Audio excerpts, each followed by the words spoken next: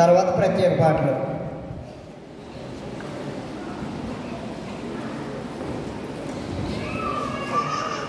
Stand కూర్చోండి.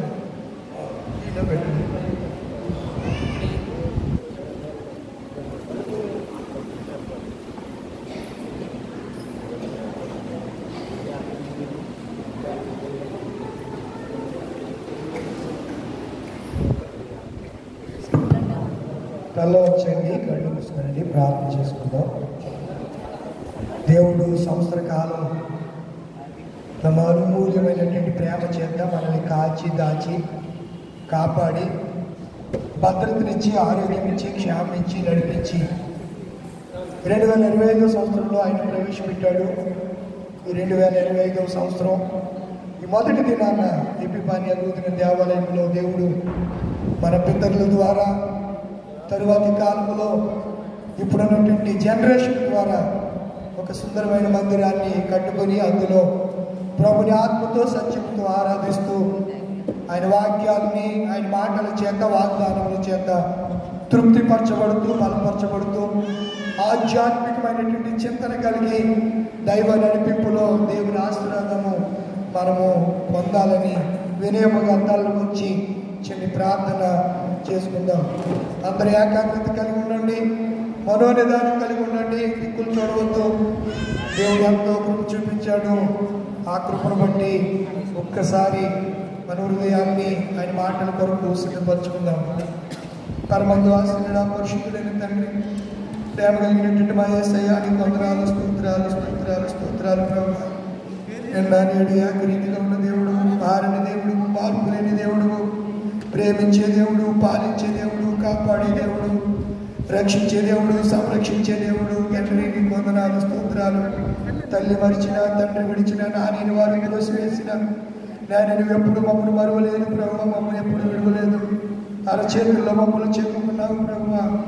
నీలా ప్రేమించే దేవుడు మేము కలిగి ఉన్నాము ప్రభువ. మా తండ్రివుగా, మా దేవుడుగా, మా రక్షకుడుగా, మా పోషకుడుగా మమ్మల్ని నిత్యము కాపాడే ఆయన కాపరిగా మీరు మాకున్నందుకు వందనాలు స్తోత్రాలు స్తోత్రాలు. 2024 సంవత్సరంలో మీరు ఎక్కల చోట్ల భద్రపరిచారు. 2025 సంవత్సరంలో మీరు ప్రవేశపెట్టారు. 2024 సంవత్సరంలో క్రిస్మస్ పండుగ, అలాగే ప్రభా ఆయన సండే స్కూలు, అలాగే యూత్, స్త్రీల సమాజం, ఇదిగో తిరిగి తండ్రి ఈ దినాన్న ఆయన ఈ నూతన సంవత్సరపు ఆరాధనలో ఇంతవరకు ఆత్మతో సత్యంతో ఆరాధించాం. నీ వాక్యాన్ని చదివాము ప్రభా, నీ యొక్క గీతాన్ని పాడాం.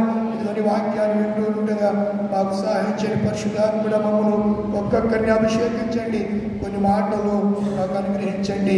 మీరే కృప చూపించి మహిమ పొందమని యేసు పరిశుద్ధ నామములో అడిగి వేడుకుంటున్నాను పరమ తండ్రి, ఆమేన్. క్రీస్తునందు ప్రియమైన దేవుని పిల్లలారా, భోజనాల కార్యక్రమం కూడా ఉంది కదా, చాలా క్లుప్తంగా ఇస్తాం. తర్వాత పెద్దలు, మన అనుభవజ్ఞులు, ముఖ్యులందరూ కూడా గ్రీటింగ్ చెప్తారు. గ్రీటింగ్స్ అనంతరం పాటలు కూడా పాడుతురు, కానీ చక్కగా పాడుతురు. కానీ ఒకవేళ ఈ లోపే భోజనాలు టైం అవుతుంటే ఆ కార్యక్రమాలు జరుగుతూ ఉంటుంది. మీరు చక్కగా పాటలోకి పాడుతురు కానీ అని నేను మీకు తెలియజేస్తూ ఉన్నాను. సమయాన్ని బట్టి, పరిస్థితులను బట్టి కొన్ని ప్రోగ్రామ్స్లో మార్పులు చేర్పులు చేసుకోవాల్సినటువంటి పరిస్థితులు ఉంటాయి, తప్పదు మరి. అలా మనం ముందుకెళ్ళిపోదాం. దేవుని మహిమ కొరకు మన విశ్వాస జీవితాన్ని కాపాడుకుందాం. పరిశుద్ధ గ్రంథం నుంచి చదివినటువంటి లేఖనాలని పరిశీలన చేద్దాం. రాత్రి కొన్ని సంగతులు, ఒక తీర్మానంతో మనం ఇక్కడి నుంచి చివరిగా ముగించుకుని వెళ్ళాం. ఈ ప్రత్యేక సమయంలో నూతన సంవత్సరంలో మనకు పర్యాయం మీ అందరికీ నూతన సంవత్సర శుభాకాంక్షలు. నా పక్షంగా, నా కుటుంబ పక్షంగా, మరి ముఖ్యంగా నేను వెంబడిస్తూ నేను ఆరాధిస్తున్న ప్రభువు యేసుక్రీస్తు నామములో మీ అందరికీ నూతన సంవత్సర శుభాలు, ఆశీర్వాదాలు మీ అందరికీ తెలియజేస్తున్నాను. God bless you. దేవుడు మిమ్మల్ని దీవించును గాక. చెప్పండి ఆమేన్, ఆమేన్. కనుక ప్రియులారా, దేవుడు చాలా ప్రేమ కలిగిన వాడు. ఎంత ప్రేమనంటే ఒక కవి ఇలా ప్రారంభించాడట. దేవుని ప్రేమను గురించి వ్రాయాలని మొదలుపెట్టాడు. రాస్తూ ఉంటే ఆయన ప్రేమను వ్రాయలేకపోతున్నాడు. అతనికి తోచింది, నేను దేవుని ప్రేమ గురించి వ్రాయాలంటే ఈ ఆకాశము పేపర్గా మారిన, ఈ సముద్రంలో పెట్టి ఈ జలము సిరాగా మారిన నేను రాసిన ఇంకా దేవుని ప్రేమ మిగిలిపోతుంది అని చెప్పి ఆయన అన్నాడు. గ్రీకులో దీనిని అగాపే అంటారు. ఈ ప్రేమను అగాపే, మనం ప్రేమిస్తులియో ప్రేమ కాదు, మనల్ని ప్రేమించే ప్రేమ, దేవుడు మనల్ని ప్రేమించే ప్రేమను అగాపే ప్రేమ. ఎంత ప్రేమ అండి! దేవుడు మనల్ని ప్రేమిస్తున్న విధానాన్ని చూస్తే మనకి ఆశ్చర్యం కలుగు మానదు. నిజంగా దేవుణ్ణి మనము జ్ఞాపకం చేసుకున్నప్పుడు కృతజ్ఞతాపూర్వకమైన మనసు మనం కలిగి ఉంటాం. నాకు ఇది కొత్త, నేను ఎప్పుడూ రాత్రి లెక్కన ప్రార్థనకి వెళ్ళను. నా అలవాటు ఏంటంటే 10 నుంచి 12 వరకు ఇంట్లో కూర్చుని కుటుంబంతో ఆ సంవత్సరం దేవుడు జనవరి 1వ తారీఖు నుంచి డిసెంబర్ 31వ తారీఖు 25 సంవత్సరం కానీ 24 సంవత్సరం ప్రవేశించే లోపు ఆ సంవత్సర కాలంలో దేవుడు చేసిన అన్ని పేపర్ మీద రాసుకుని, ప్రభువా ఆ పరిస్థితిలో ఇలా నాకు మీరు సహాయం చేశారు, నాకు వ్యాధి వచ్చింది, వ్యాధిలో నన్ను స్వస్థపరిచారు, నేను బండి మీద వెళ్తున్నాను, నా ఫ్యామిలీ ఆ రోజు నువ్వు ఇలా కాపాడకపోతే మేము ఎప్పుడో మా జీవితాలు ఇలా ప్రతి దాని గురించి కృతజ్ఞత చెల్లిస్తూ కన్నీటితో ప్రార్థన చేసుకుంటూ 25వ నూతన సంవత్సరం రాగానే అప్పుడు నూతన గీతాన్ని పాడుకొని అప్పుడు దగ్గరలో ఉన్నటువంటి చర్చికి లేకపోతే ఆ నూతన సంవత్సరం వర్తమానాన్ని అందించడానికి దగ్గర ప్రాంతంలో ఎవరు పిలిస్తే ఆ దగ్గరికి వెళ్ళి ఒక అరగంట వాక్యం చెప్పేసి మరలా వచ్చి తెల్లారి ఎవరొకరు పిలిచేవారు, అలా వెళుతూ ఉండేవాడు. మీకు మధ్య వచ్చాక సంఘం కదా బాధ్యత. అందుకనే నాకు యాక్చువల్గా ఈరోజు నేను విశాఖోడేరు వెళ్ళాలి, విశాఖోడేరు వెళ్ళాలి, విశాఖోడేరు చిన్నపేట చర్చికి వెళ్ళాలి. నేను వాక్య సందేశం అందించడానికి కుదరదు కదా. ఒక సంఘానికి కాపరిగా ఉంటున్న కారణం చేతనే ఎంతమంది పిలిచినా వెళ్ళలేనటువంటి పరిస్థితుల్లో మీ మధ్యకు వస్తున్నాను. మీరు కూడా చాలా ఉత్సాహంగా ఆనందంగా చక్కగా కార్యక్రమాలు నీవు దేవుని మహిమ కొరకు చేస్తున్నారు. ఇంకా స్పిరిచువల్గా అంటే ఆత్మీయంగా, శరీరానుసారంగా కాకుండా ఆత్మీయంగా చేయాలని నేను మనస్ఫూర్తిగా మిమ్మల్ని కోరుతున్నాను. మీ నుంచి అంతకన్నా ఆశించేది మరి ఏమీ లేదని నేను మనవి చేస్తున్నాను. పరిశుద్ధ గ్రంథంలో రోమేలుకు రాసినటువంటి పత్రిక 10వ అధ్యాయము, రోమేలుకు రాసిన పత్రిక 10వ అధ్యాయము 1వ వచనం నుంచి ఒక మాట జ్ఞాపకం చేస్తాను. సహోదరులారా, ఇశ్రాయేలీయులు రక్షణ పొందవాలని నా హృదయాభిలాషయు వారి విషయమై నేను దేవునికి చేయు ప్రార్థన అయి ఉన్నవి. అపోస్తలుడైన పౌలు రోమా సంఘానికి ఉత్తరం రాస్తున్నాడు. సహోదరులారా, మనం ఎవరు చెప్పండి? మనం ఎవరు? అన్నదమ్ములు, అక్క చెల్లెళ్ళు. మనకి లోకంలోనే బావ వరుస, మామ వరుస, పిన్ని వరుస, బాబాయ్ వరుస, ఇవన్నీ కూడా ఈ లోకంలోనే బామ్మర్ది వరుస, బావ వరుసలన్నీ ఇక్కడే. మనమందరం సాక్షాత్తు ఒక తండ్రి పిల్లలు. మనమందరం ఎవరు చెప్పండి? సహోదరులము. సహోదరులు అంటే సహా ఉదరము నుంచి వచ్చిన వారిని సహోదరులని పిలుస్తారు. మనమందరము దేవుని పిల్లలు. ఒకవేళ నేను మారు మనసు పొందలేదు కదా అని అనుకుంటున్నావేమో, నువ్వు దేవుని కుమారుడివే, కుమార్తె అయితే నువ్వు మారు మనసు పొందాలని దేవుడు నీకు మరొక అవకాశం ఇచ్చాడు. నువ్వు మారు మనసు పొందాలని దేవుడు మరొక నూతన సంవత్సరాన్ని నీకు ఇచ్చాడు. నా సహోదరులారా, ఈ యొక్క ఉదయకాల సమయంలో 2025వ సంవత్సరంలో ఒకసారి మీ హృదయాలను మీరు పరీక్షలు చేసుకోండి. ఇంకా మారు మనసు పొందలేదా? ఇంకా రక్షణ పొందలేదా? మారు మనసు తగిన ఫలాలు ఫలించట్లేదా? రాత్రి కూడా మీకు చెప్పాను. ఇదిగో అంటే యోహాను గారు చెప్తారు, ఇదిగో కొట్టలి చెట్టు వేరున ఉంచబడింది, ఫలింపని ప్రతి చెట్టు నరకబడి అగ్నిలో వేయబడిను. లూకాసు వార్త 13వ అధ్యాయము 6వ నుంచి 13 వచనాలు మీరు చదివారు రాత్రి. అందులో ఏమని ఉందని, ఒక ద్రాక్ష తోటలో ఏ చెట్టు ఉంది? అంజూరపు చెట్టు ఒకటి నాటబడి ఉండెను. ద్రాక్ష తోట సంఘం, అంజూరపు చెట్టు నువ్వే. ద్రాక్ష తోట సంఘం. మీరు చూస్తే యెషయా గ్రంథంలో ఉంటుంది, ద్రాక్ష తోట సైన్యములకు అధిపతియగు యెహోవా సంఘం.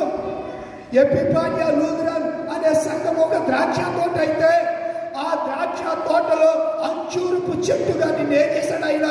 సంఘములో నాటాడు. అర్థమవుతుందా మీకు? సంఘములో నువ్వే చెట్టువి? అంజూరపు చెట్టు. ఏ చెట్టు? అంజూరపు ఫలాలు, అంజీర్.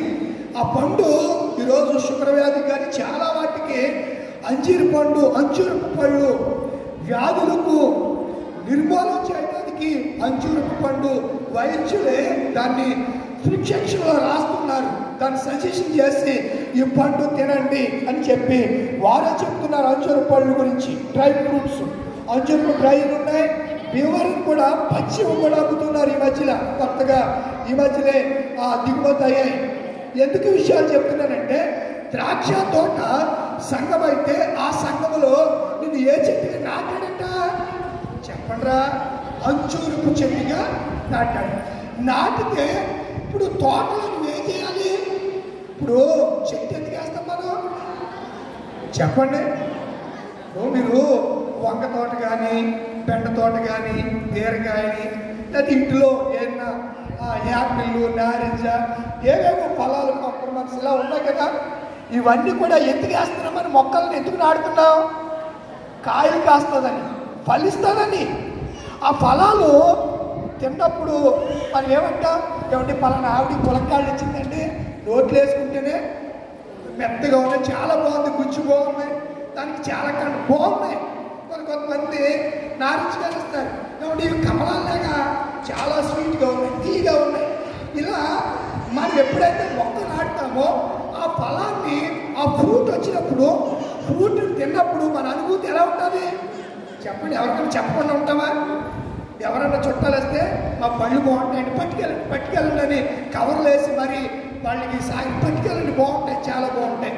మన చెట్లు పండి అయ్యి ఎక్కడ పండి? మన చెట్లు పండి మన ఇంటి పెరట్లో పెరిగాయి, మన తోటలో పెరిగాయి, మన పొలంలో పెరిగాయి అని చెప్పి వారికి మనం ఇస్తాం కదా. అలాగే ద్రాక్ష తోటలో అంజూరపు చెట్టు ఒకటి నాటబడిందట. మనమే నాటబడిన అంజూరపు చెట్టు. అయితే ఆ అంజూరపు చెట్టు, ద్రాక్ష తోటను కాపరి కాయడానికి నాలాంటి కాపరిని దేవుడు ఇచ్చాడట. అంటే ఆ కాపరి ఆ అంజూరపు చెట్టును, ఆ ద్రాక్ష తోట కావలి కాసేది పరిశుద్ధాత్ముడు. అయితే పరిశుద్ధాత్ముడు మన అందరిలో కూడా ఉన్నాడు. అందుచేత ఆత్మ లేనివాడు నావాడు కాదు. వాగ్దానం కూడా చేయబడింది.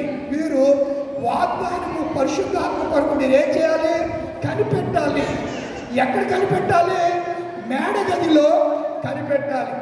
పరిశుద్ధాత్మ ఉన్నవారి అనుభవం వేరు, పరిశుద్ధాత్మ లేకుండా, ఆత్మ లేకుండా జీవించే జీవనం విధానం వేరు. పరిశుద్ధాత్మ లేనివాడు శరీర కార్యాల మీద దృష్టి పెట్టి శరీర సంబంధమైన మనసు కలిగి ఉంటే ఆత్మ సంబంధి అనుకుంటాడంట.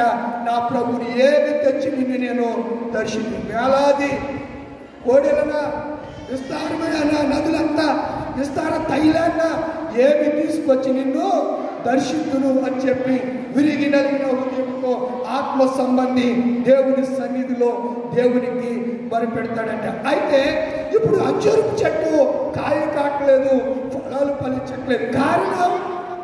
కారణం మరి దానికి ఏమన్నా వాక్యం అందట్లేదా? సంఘంలో మనం ఎన్నో సంవత్సరాల నుంచి ఉంటున్నాం, మనకి సువార్త అందట్లేదా? గొప్ప గొప్ప భక్తులు మనం మర్చిపోతున్నారు. 5 సంవత్సరాలకు ఒక పాస్టర్ గారు వస్తారు, మధ్యలో పరిస్థితులు లేకపోతే మరొకరు వస్తారు. మీకు మంచి మంచి సిఆర్ గారులు సువార్త కొరకు వస్తారు. మధ్యలో ఆయా అధ్యక్షుడికి మనకి సువార్త అందించబడుతుంది. అంజూరపు చెట్టుకు కావలసిన ఎరువు వేయబడుతుంది. అయినా అది ఏం చేయట్లేదంట? ఫలించట్లేదు. ఎన్ని సంవత్సరాల నుంచి ఫలించట్లేదు? ఎన్ని సంవత్సరాలు? 3 సంవత్సరాలు. మొదటి సంవత్సరం వచ్చాడు తండ్రి, వచ్చి ఏంటబ్బాయి చెట్టు ఏంటి ఫలించట్లేదు, ఇంకా కాపు రాలేదు, నాటి సంవత్సరం అయిపోయింది కదా, ఏంటి ఫలాలు రావట్లేదంటే పరిశుద్ధాత్ముడు. తోటమాలు ఎవరు అనుకుంటున్నారు? పరిశుద్ధాత్ముడు. లేదయ్యా ఈ సంవత్సరం కూడా ఉండని, ఈ సంవత్సరం ఉండని, లేని ఎడల అప్పుడే చూడండి అని బ్రతిమలాడుతున్నాడు. మనం లోకంలో ఉన్నటువంటి ధనవంతుల కంటే గొప్పవారి కంటే ఏమాత్రం మన గొప్పవారం కాదు. మనం చాలా అల్పులు. అయినా నూతన సంవత్సరంలో దేవుడిని ప్రవేశపెట్టాడంటే అది కేవలము మన పక్షాన్ని ఎవరు విజ్ఞాపన చేస్తున్నారు? అదే రోమీయులకు రాసిన పత్రికలో పౌలు గారు చెప్తూ 8వ అధ్యాయములో అది 8వ అధ్యాయం 30 ఇట్లుండగా ఏమందుము దేవుడు మన పక్షమునుండగా మనకి విరోధుడు తన సొంత కుమారుని అనుగ్రహించుటకు వెనుక తీయక మనందరి కొరకు ఆయన అప్పగించిన వాడు ఆయనతో పాటు సమస్తమును మనకెందుకు అని ఇట్లుండగా ఏమంట? దేవుడు ఎంత ప్రేమ చూపుతున్నాడు, పరిశుద్ధాత్ముడు మన పట్ల ఎంత గొప్ప కార్యాన్ని కలిగి ఉన్నాడు. బ్రతిమలాడుతున్నాడు, అయ్యా ఈ సంవత్సరం ఉండని, ఈ సంవత్సరం ఉండి, ఈ రోజు నువ్వు సజీవంగా 25వ సంవత్సరంలో నువ్వు ప్రవేశించావంటే నీ పట్ల దేవుడు పరిశుద్ధాత్ముడు తండ్రిని అడిగాడు. లేకపోతే ఎప్పుడో ఈరోజు చూడం, ఈ దినాన్ని మనము ఇలా ఉండం.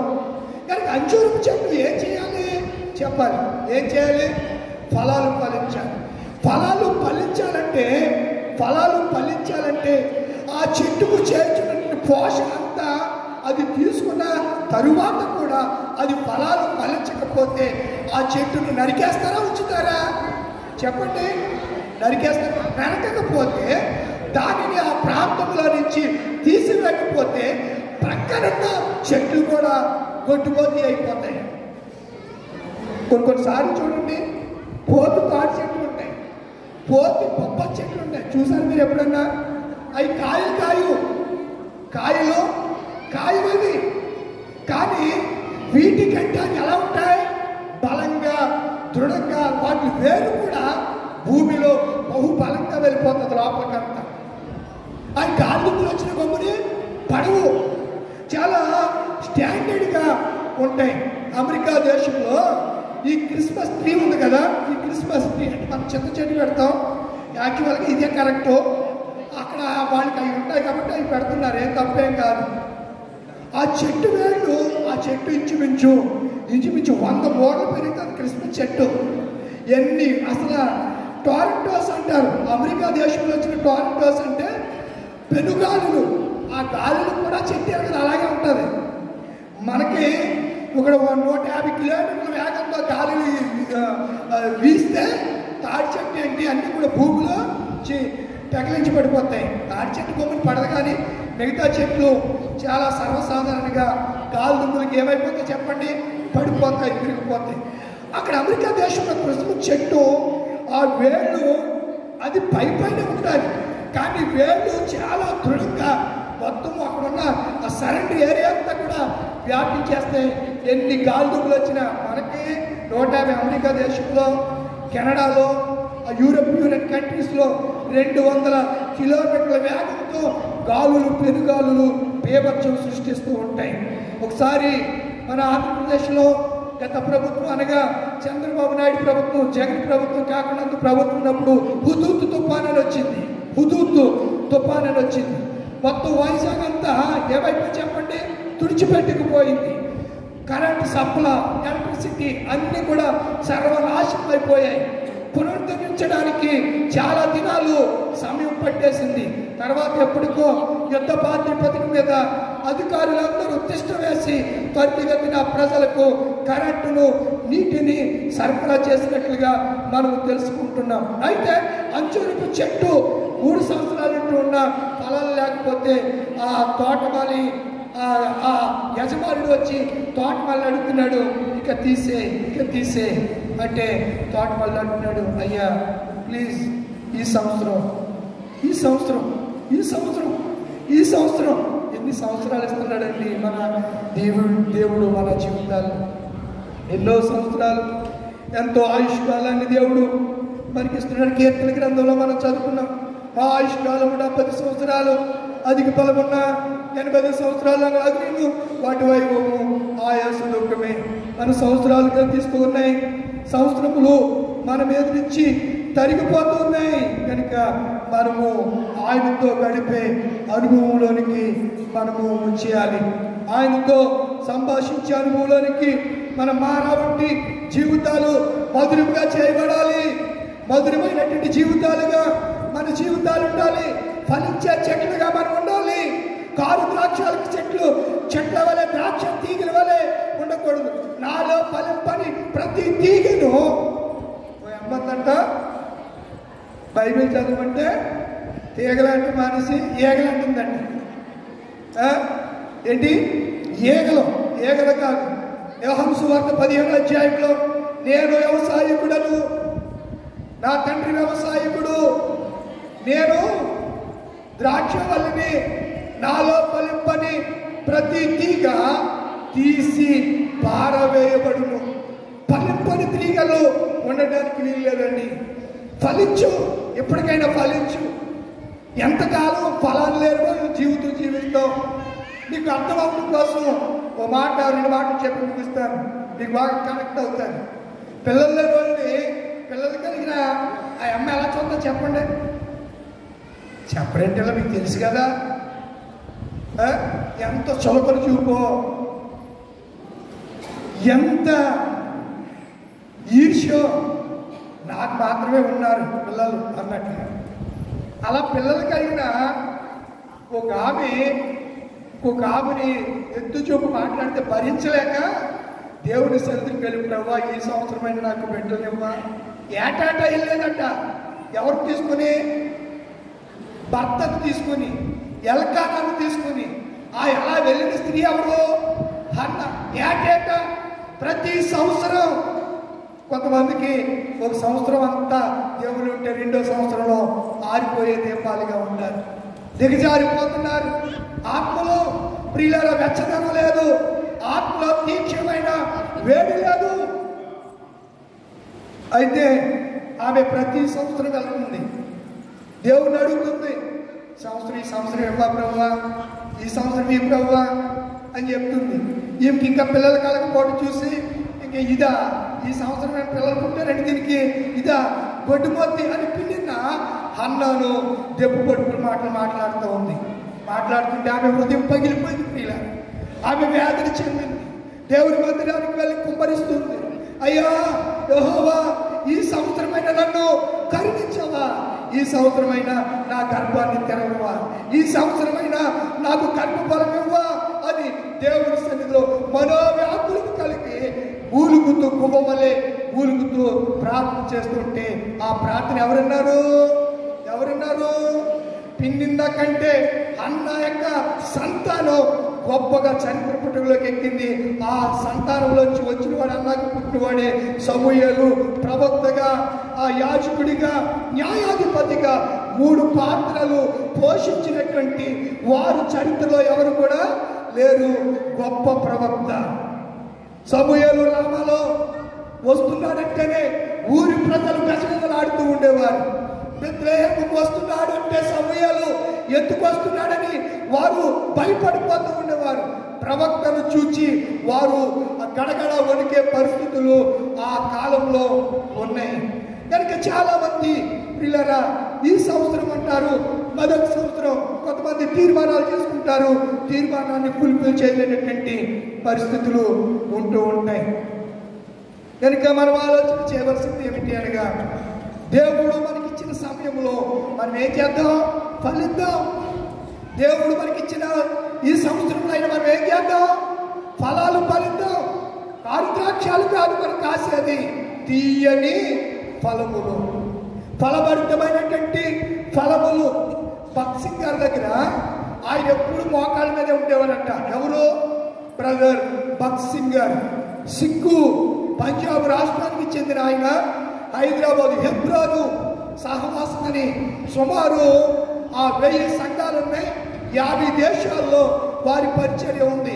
ఈ మధ్యన హెబ్రోన్లో కూడా గొడవలయ్యి వాళ్ళకి పడట్లేదు. హెబ్రోను సంఘం ఫెలోషిప్, ఆ సంఘంలో ఉన్నట్టు ఆ సంఘానికి స్థాపించినటువంటి నాయకుడు బ్రదర్ భక్త్ సింగ్ గారు. పెళ్లి చేసుకోలేదు, గొప్ప ప్రార్థనాపరుడు.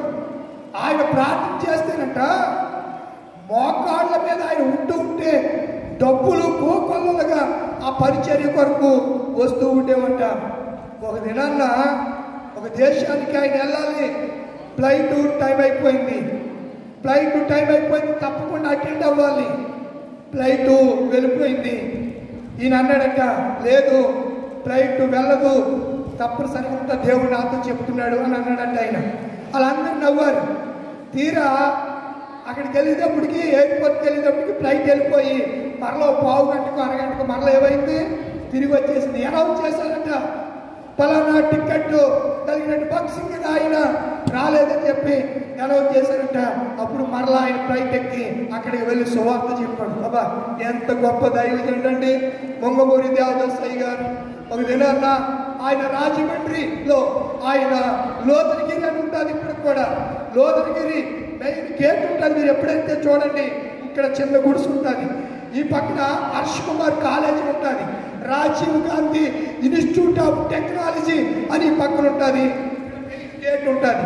ఈ గేటు పక్కనే మొంగమూరి దేవదాస్ గారు ప్రార్థన చేసిన చిన్న కుటీరం ఎప్పటికి కూడా ఉంది. మీరు కావాలంటే మీరు వెళితే పేపర్ మిల్కి ఎదుర్కొండా, రాజమండ్రి పేపర్ మిల్కి ఎదుర్కొండనే లోదరగిరి ఉంటుంది. గేటు పక్కనే ఆయన నివాసము. మొంగమూరి దేవదాసయ్య గారు అంటే ఆయన ఒకప్పుడు లోదర మిషన్లో ఉన్నటువంటి వ్యక్తి. ఆయన ప్రార్థన చేసే ఆ ప్రార్థన గదిలో ఆయన ప్రార్థన చేస్తున్నాడంట. అయితే మధ్యరాత్రిలో ప్రార్థన చేసుకుంటుంటే కొంతమంది సేవకులు ఆహారంతో అలమటించిపోతూ అక్కడికి వారు వచ్చారంట. కుండలో కొంచెం అన్నం ఉంది. సేవకుడు చెప్పాడు, వారికి భోజనం పెట్టంటే చూపించాలని అసలు మంది ఉన్నారు, ఉన్నది గుప్పుడు వెతుకులు. ఏం చేయాలో అతనికి అడ్డగిలేసి నువ్వు భోజనం పెట్టని అక్కడ ఉన్న పరిచారకుడికి మొంగమూరి దేవదాసయ్య చెప్పారంట. చెప్తే అదే అన్నం కొంచెం చేస్తే ఆ విస్తరణలో యేసు ప్రభు వారు రియల్గా జరిగిన సంగతి కట్టుదల కాదు. యేసు ప్రభు వారు 5 రొట్టెలు 2 చేపలు ఏ రీతిగా అయితే విస్తరించిపోయావో అన్న వాళ్ళందరూ 6 కూడా తృప్తిగా తిన్నారట. రియల్గా జరిగినటువంటి సంగతి ప్రియులారా. అంటే మనం ఆలోచించాలి, దేవుడు ఏదైనా చేయడానికి సమర్థుడు, ఆయన శక్తిమంతుడు, ఆయనకు అసాధ్యమైంది ఏది లేదు. నువ్వు ఫలించాలనే నువ్వు ఫలించాలని దేవుడు కోరుతూ ఉన్నాడు, తగు ఏర్పాట్లు చేస్తూ ఉన్నాడు. అయినా నువ్వు ఫలించకపోతే, అయినా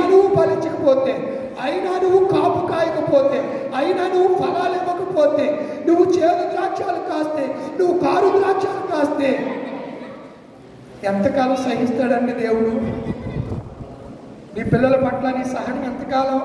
ఆయన సహనశీలే కాదంటలేదు, కానీ సహనానికి కూడా ఒక అదుపు అనేది ఉండాలి.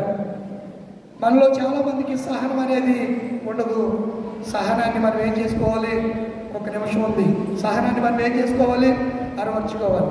కనుక యేసయ్య చివరిగా ఆయన అలవాటు ఈ సంవత్సరం మీరు ఒక మంచి అలవాటు చేసుకోవాలని నేను కోరుతూ ఉన్నాను. లూకాసు వార్త 4వ అధ్యాయము, లూకాసు వార్త 4వ అధ్యాయం చదవండి, ముగింపులోనికి వెళ్తూ ఉన్నాను. అటు తరువాత 16వ వచనం, 4:16 తరువాత ఆయన తాను పెరిగిన నజరేతుకు వచ్చెను. తన వాడుక చొప్పున విశ్రాంతి దినమందు సమాజంలోనికి వెళ్ళి తన వాడుక చొప్పున, ఈ సంవత్సరం నీ వాడికేంటి? ఒక తీర్మానం చేసుకోవాలి. ఈ నూతన సంవత్సరంలో ప్రతిరోజు యేసయ్య తన వాడికేంటి చెప్పండి అమ్మ, చెప్పండి. బైబిల్ చదవటం, చర్చికి వెళ్ళటం, బైబిల్ చదవటం. చాలామంది ఒక ఆదివారం వెళ్తే 2వ ఆదివారం రారు, ఏవో పనులు ఉంటాయి. మరి ఇంపార్టెంట్ పనులు అంటే తప్పదు. కానీ కొంతమంది బద్ధకంతో లేకపోతే మరొక విధంగా చాలామంది దేవుడి సన్నిధికి రాలేకపోయిన వారు ఉన్నారు. కనుక దావీదు అంటాడు, జనులు దేవుని మందిరములకు వెళ్ళదామని జనులు నాతో అన్నప్పుడు నా హృదయం ఎంతో సంతోషించింది, ఆనందముతో కేకలు పెట్టింది అంటాడు ఆ భక్తుడైన దావీదు. కనుక యేసయ్య తాను పెరిగినటువంటి ఎక్కడికి వెళ్ళాడట? నజరేతు వాడా నిన్ను చూడాలి, నా యేసునాథా నిన్ను. నజరేతు వాడాయన, నజరేయుడు. ఆయన బెత్లెహేము నుండి తాను పెరిగినటువంటి నజరేతుకు వచ్చెను. తన వాడుకంటే వాడికంటే అలవాటు, వాడికంటే అలవాటు. ఆయన అలవాటు ఏంటంటే విశ్రాంతి దినంలోకి దేవుడి మందిరంలోకి వెళ్ళి ఏం చదివేవాడు? మరి విశ్రాంతి దినం మన దేవుడి సన్నిధికి వస్తున్నామా? పండగలప్పుడు కనపడతాం, కిస్మిస్కి ఏసుకు కనపడేవాడు కొంతమంది. ఇంకా మిగతా రోజుల్లో, మిగతా ఆదివారం దినాల్లో కనబడిన వారు ఉంటారు. తన వాడికి చొప్పున, తన అలవాటు చొప్పున విశ్రాంతి దినమందు, ఆదివారం దినమందు, విశ్రాంతి దినమంటే అప్పుడు శనివారం అండి, దాన్ని అలా పక్కన పెట్టండి. ఆ ఆదివారం, ఇప్పుడు మనకి ఆదివారం మందిరానికి వస్తే మనం ఏం చేయాలి? మన చేతులు ఏముండాలి చెప్పండి? బైబిల్ ఉండాలి, బైబిల్ ఉండాలి. ప్రతి వారు బైబిల్ కలిగి ఉండాలి. తన వాడికి చొప్పున నిల్చుండగా, చదువుటై నిల్చుండగా ప్రవక్త అయిన యెషయా గ్రంథము ఆయన చేతికి ఇవ్వబడేను. ఇక్కడ కూడా మనం చెప్తున్నాం కదా, ఫలానా గ్రంథాన్ని చదివి, అంతా బైబిల్లో ఉన్నదండి. ఆంధ్ర లూథరన్ కాన్స్టిట్యూషన్ అంతా ఆరాధన కానించి ఇవన్నీ కూడా బైబిల్లో ఉన్నది. కాకపోతే ఈ సేవకులు వచ్చి దీన్ని చెడగొట్టి దీన్ని తప్పు ట్రాక్ తప్పించారు కనుక మనకి దీన్ని ఔన్నత్యం అర్థం కావట్లేదనే సంగతిని కూడా నేను జ్ఞాపకం.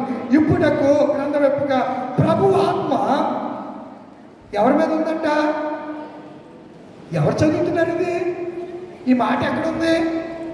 ఈ యెషయా గ్రంథం, ఇక్కడ ఈ యేసు ప్రభు వారు చదివిన వాక్యం యెషయా గ్రంథం ఎక్కడుంది అమ్మా?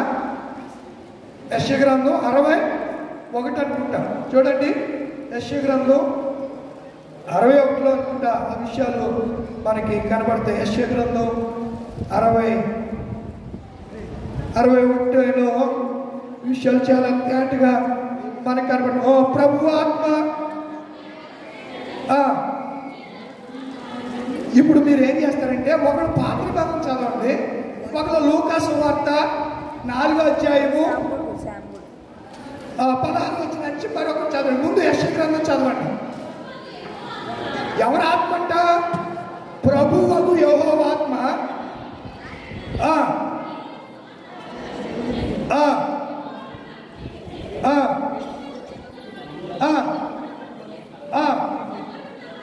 విడుదలను బంధింపబడిన వారికి.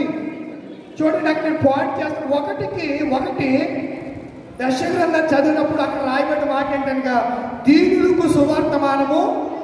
రెండవది నలిగిన హృదయం. కొంతమంది హృదయం నలిగిన హృదయం, కుమిలిపోతారు లోపల, ఎవరికి చెప్పుకోలేరు బాధ, తామే దిగమిక్కుంటూ ఉంటారు. ఒకవేళ ఇది చెబితే అవతల వాళ్ళు నన్ను ఎలా యాక్సెప్ట్ చేస్తారో, ఏమి నిందిస్తారని భయం. నలిగిన వారికి దృఢపరచడానికి. 3 చెరలో ఉన్న వారికి విడుదల. 4 బంధింపబడిన వారికి విముక్తి. 5 హితవచనం. 6 ప్రతిదండన. 7 దుఃఖాక్రాంతులు ఓదార్చుటకు. 8 సియోనులో దుఃఖించే వారికి ఉల్లాస వస్త్రం. 9 బూడిదకు ప్రతిగా పూదండ. 10 దుఃఖములకు ప్రతిగా ఆనంద తైలం. 11 భారభరితమైన ఆత్మకు ప్రతిగా స్తుతి. ఎన్ని విషయాలు ఉన్నాయి అక్కడ? 11. ఇప్పుడు లూకా సువార్త 4వ అధ్యాయం. ప్రభు ఆత్మ నా మీద ఉన్నది. 18వ వచనం. పేదలకు. చూడండి, అక్కడున్న మాటలే ఎక్కడున్నాయి? యెషయా గ్రంథంలో ఉన్నాయి, లూకా సువార్తలో. ఎవరు చదువుతున్నారు? ఇది సాక్షాత్తు యేసు ప్రభు వారు చదువుతున్నారు. ఎలా చదువుతున్నారు? సమాజ మందిరంలో నిలబడి ఆయన చదువుతున్నాడు. చదువుతున్నప్పుడు ప్రభు ఆత్మ నా మీద ఉన్నది. పేదలకు నెంబర్ 1 ఆత్మ. 2వది పేదలకు సువార్త. ఆయన నన్ను అభిషేకించాను. చెరలో ఉన్న వారికి విడుదల, గురుడు వారికి చూపు, నలిగిన వారిని విడిపించుటకు, ప్రభు హితవచనమును ప్రకటించుటకు ఆయన నన్ను పంపినాడని రాయబడిన చోటు ఆయనకు దొరికింది. ఆయన గ్రంథము చుట్టి ఏం చేశాడు? ఆయన ఇలా తీశాడు, మళ్ళా దాన్ని ఇలా చుట్టాడు. చుట్టి ఆయన గ్రంథం పరిచారకునికి ఇచ్చి కూర్చుండెను. సమాజ మందిరంలో ఉన్న వారందరూ ఆయన వైపు చూస్తున్నారంట. ఈ వాక్యం చదువుతుంటే అందరూ కూడా, కాంగ్రిగేషన్ అంతా కూడా, దేవాలయం వారందరూ కూడా ఆయన వైపు చూస్తుంటే ఆయన అన్నమాట అద్భుతమైన మాట. ఆయన తేరు చూడగా ఆయన నేడు మీ వినికిడిలో ఈ లేఖనము నెరవేరు. జగన్ గారు నాడు నేడు కింద స్కూల్ని ఏం చేశారు చెప్పండి? రీమోడల్ చేశాడు. అద్భుతంగా కార్పొరేట్ స్కూళ్ళను తలమించిన దానికి లాగా ఈరోజు గవర్నమెంట్ స్కూల్స్ ఉన్నాయి అని చెప్పట్లో మన ఫ్యాక్ట్ పట్టుకోవాలి. నేనే వైఎస్ఆర్ అభిమానాన్ని కాదు, మీరు ఎలా అనుకోవద్దు. ఫ్యాక్ట్ అది, వాస్తవం. ఈరోజు మీరు స్కూల్లోకి వెళ్ళండి, digital boards, digital class rooms, చక్కని డెస్క్స్, చక్కని పరిస్థితి అన్ని ఒక ఎపీరెన్స్ స్కూల్ ఆవరణ కనబడుతుంది. చక్కని పూల మొక్కలు, కాటన్స్, చక్కని టాయిలెట్స్. అబ్బా ఏమని చెప్పాలండి స్కూల్ గురించి? నాడు నేడు అనే కార్యక్రమం కింద దానికి పేరు పెట్టారు. యేసు ప్రభువారు అంటున్నారు నేడు అంటే ఆయన చదివినప్పుడు నేడు మీ వినికిడిలో చెప్పండి. నాడు కాదు, నేడు. నాడు అంటే గతం, నేడు అంటే ప్రస్తుతం. అర్థమవుతుందా? నాడు అంటే గతం, నేడు అంటే ప్రస్తుత కాలం. ఇప్పుడు ఈ ప్రజెంట్ సిచ్యువేషన్. ఇప్పుడు ఏమంటున్నాడు ఆయన సమాధానం, నేడు మీ వినికిడిలో ఈ నేకరము నెరవేరినదని వారితో చెప్పసాగి. ఈ చదివిన వాక్యంలో ఆయన ఒక మాట విడిచిపెట్టేశాడు. ఏంటా మాట? అది బైబిల్ పట్టుకోవాలి. అదే ఇప్పుడు యెషయా గ్రంథం యాజిటీసిగా అంతా ఇక్కడ రాయబడి, కానీ అది కూడా ఆ మాట కూడా ఉంది. కానీ యేసు ప్రభు ఆ మాటను దాటవేసి చదివి నేను చదివిన మాటలు నెరవేరి అన్నాడు. ఏ మాట విడిచిపెట్టేశాడు ఆయన? యెషయా గ్రంథం ముగిస్తున్నాను. ఒక మాట చెప్పి సబ్జెక్ట్ కదా, నా అర్థం కావాలి. అందుకనే 61 ఏ మాట విడిచిపెట్టేశాడో, 61లో ఏ మాట విడిచిపెట్టేశాడమ్మా? చదవాలి. బైబిల్ చదువుతాడు. ఏ మాట విడిచిపెట్టాడు? ఒకసారి చెప్పండి, నాకు ఇప్పుడు ఇవ్వండి. ఏ మాట విడిచిపెట్టేశాడు ఆయన? చెప్పాలి. 2వ వచనంలో యెహోవా ఈ సంవత్సరమును మన దేవుని ప్రతి దండనను ప్రకటించడానికి. ఇక్కడ చూడండి, లూకా సువార్తలో ఆయన చదువుతున్నప్పుడు చూడండి, ఆయన చదువుతున్నాడు ప్రభు ఈ సంవత్సరమును ప్రకటించుటకు. ఆయన అంటే ప్రతి దండన అనే మాట విడిచి ఆయన చదివాడు. అర్థమైందా మీకు? ఏం విడిచిపెట్టేశాడు ఆయన? ప్రతి దండన అంటే మొదటిసారి ఆయన పశుపాలుడుగా, శిశువుగా పశువుల తొట్టిలో పరుడు పెట్టినప్పుడు, ఈ లోకానికి వచ్చినప్పుడు మనకి ఎవరికి శిక్ష విధించడానికి ఆయన రాలేదు. శిక్ష విధించడానికి రాలేదు, పాపులను రక్షించడానికి వచ్చాడు. ప్రతి దండన ఎప్పుడు జరుగుతుందో ఇప్పుడు ఈ మాట చెప్పి ముగిస్తాను. చూడండి, మనం చదువుకున్న లేఖనంలో అపోస్తలుల కార్యగ్రంథము 8వ అధ్యాయము 34వ వచనం. అమ్మ రోమిలకు రాసిన పత్రిక 8వ అధ్యాయము 34వ వచనం. శిక్ష విధించువాడెవడు? చనిపోయిన యేసుక్రీస్తే. అంతేకాదు మృతుల్లో నుండి లేచిన వాడును, దేవుడి కుడి పార్శ్వమున ఉన్నవాడును, మన కొరకు విజ్ఞాపన చేయువాడును ఆయనే. ఎవరంటే ఇప్పుడు మొదటి రాకలో ఆయన హితవచనాన్ని ప్రకటించడానికి వచ్చాడు. గుడ్డోళ్ళకి చూపునిచ్చాడు, గుడ్డోళ్ళని నడిచేటట్టు చేశాడు, మోగోళ్ళని మాట్లాడేటట్టు చేశాడు, చెవిటి వాళ్ళు వినేటట్లు చేశాడు, ఎన్నో అద్భుతాలు చేశాడు. ప్రతి దండన ఎవరికి చేయలేదు ఆయన మొదటి రాకలో. అర్థమైందా? నమ్మిన వాళ్ళు ఒకసారి దేవుని స్తోత్రం చెప్పండి. హల్లెలూయా. ఆయన మొదటి రాకలో ఎవరిని శిక్షించలేదు. ఆయన పాపులను రక్షించుటకు యేసుక్రీస్తు ఈ లోకములకు వచ్చిన మాట నమ్మదగిన పూర్ణ అంగీకారములకు యోగ్యమైనది. ఏ శిక్ష లేదు. మనం ఏ శిక్ష విధిలో మనందరము పాపము చేసి దేవుడు అనుగ్రహించి మహిమను ఒకప్పుడు పొందలేకపోతే పొందేటట్లు దేవుడు చేశాడు. ఫలించేటట్లు నీకు దేవుడు చేశాడు. ఇంకా నువ్వు ఫలించకపోతే ఇప్పుడు ఏం చేస్తాడు? తోటలో ఉన్నటువంటి అంజూరపు చెట్టును, నేను ఎక్కడ ప్రారంభించడానికి వచ్చాను, తోటలో ఉన్నటువంటి అంజూరపు చెట్టును నరికి వేయబడినట్లుగానే మనము కూడా నరకబడతాం. దానికి సంవత్సరం అందుకే దేవుడికి ఇచ్చాడు. ఇది మంచి అవకాశం. నిర్లక్ష్యంగా ఉండకండి నా ప్రియ తల్లులారా. హృదయ వేదనతో పరిశుద్ధాత్మ ప్రేరణతో చేతులు జోడించి శిరువు వచ్చి నేను మీకు తెలియజేస్తున్నాను, ఆధ్యాత్మిక జీవితంలో రాజీ పడకండి, లోకంతో రాజీ పడకండి. లోక నటన గతించిపోతుంది. లోకంతో వైరం, లోకంతో స్నేహం చేసేవాడు దేవుడితో స్నేహం చేయలేడు. బైబిల్ ఆ విధంగానే చెప్తుంది. కనుక ఇదే నాన్న 2025 సంవత్సరంలో ఒక మంచి తీర్మానం చేసుకుందామా? తలవంచండి, కళ్ళు మూసుకోనండి. ప్రభువా, 2024 సంవత్సరం అంతానైనా నన్ను, నా బిడ్డల్ని, నా భర్తని, పురుషులైతే నా భార్యని, నా బిడ్డల్ని, నా అన్నదమ్ముల్ని, అక్క చెల్లెల్ని, నా తల్లిదండ్రుల్ని, అలాగే స్త్రీలు మీరు కూడా నా భర్తని, స్త్రీలు అలాగే చెప్పుకోండి, పురుషులు నా భార్య, నా కుటుంబం, స్త్రీ నా భర్త, నా కుటుంబం, నా అత్తమామలు, మమ్మల్ని అందరినీ సజీవులుగా ఉంచాం. నిజమే ప్రభువా, 2024 సంవత్సరంలో భయంకరమైనటువంటి వ్యాధి వచ్చింది. షుగరు, చనిపోతాను అనుకున్నాను, కానీ నార్మల్ స్థాయిలో నువ్వు తీసుకొచ్చావు ప్రభువా. నువ్వు పరమ వైద్యుడు, నీకు అసాధ్యమైంది ఏది లేదు. నన్ను బాగు చేసావు, నన్ను స్వస్థపరిచావు, 25వ సంవత్సరంలో ప్రవేశపెట్టావు. నేను ఎలా జీవించాలని వాక్యం చెబుతుంది, ఎలాంటి ఫలాలు ఫలించాలో నీ వాక్యం ద్వారా నువ్వు మాట్లాడావు. నువ్వు ప్రతి జనం చేయడానికి రాలేదు ఒకప్పుడు, కానీ ఇప్పుడు శిక్ష విధించడానికి నువ్వు రాబోతున్నావు. కనుక మనం ఆయన నామ సంకీర్తన చేద్దాం.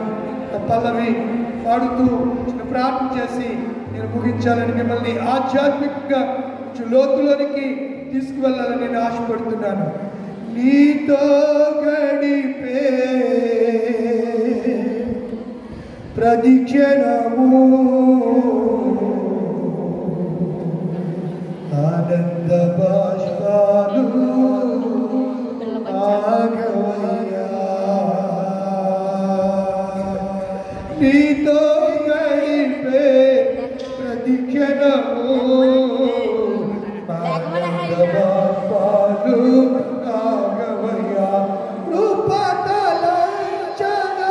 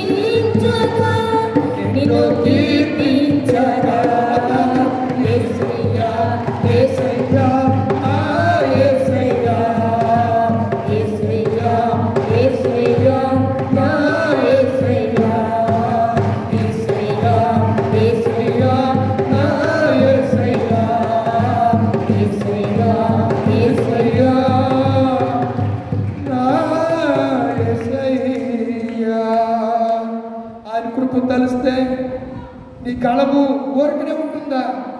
గళమెత్తి పాడు, గానము చేయి.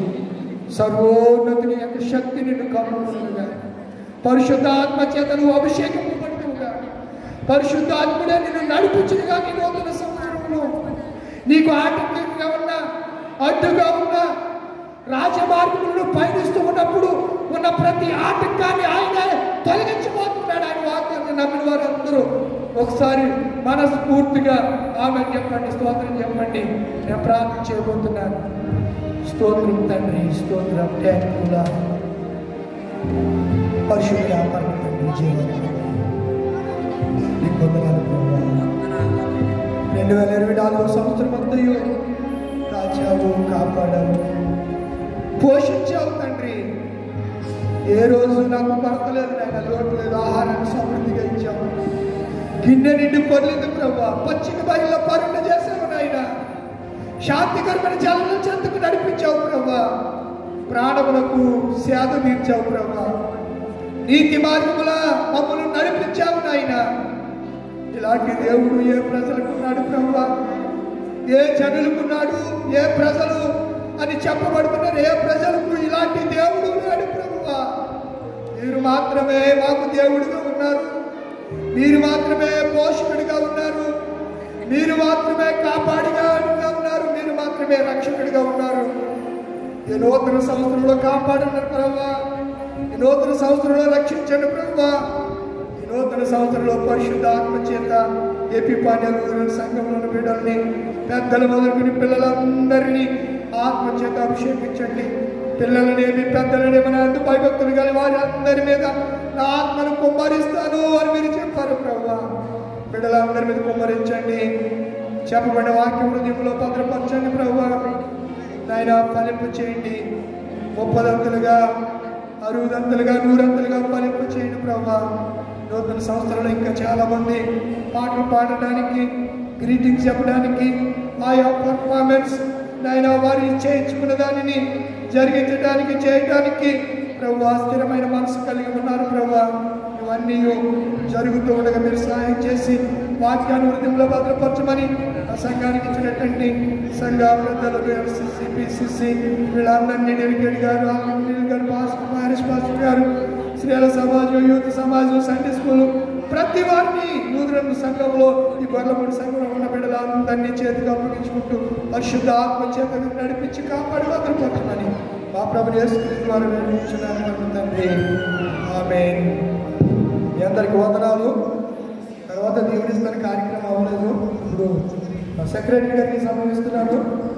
గ్రీటింగ్స్, తదుపరి పాటలు అవుతుంటే లాస్ట్లో మీకు దేవుని ఆశీర్వాదంతో ఇప్పుడు మనం సెలవు తీసుకుంటాం. చాలా కార్యక్రమాలు ఉన్నాయి కదా, పాటలు ఇవన్నీ ఉన్నాయి, గమనించాలని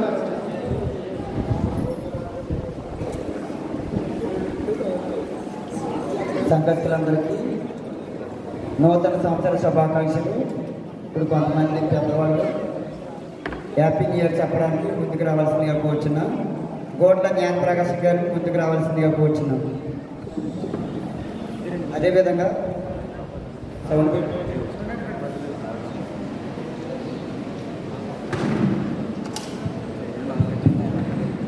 ఈ గ్రీటింగ్స్లో అలాగే ప్రత్యేక పాటల్లోనూ మధ్యలో భోజనాలు ప్రారంభిస్తారు. మెల్లిగా క్రమంగా వెళ్ళి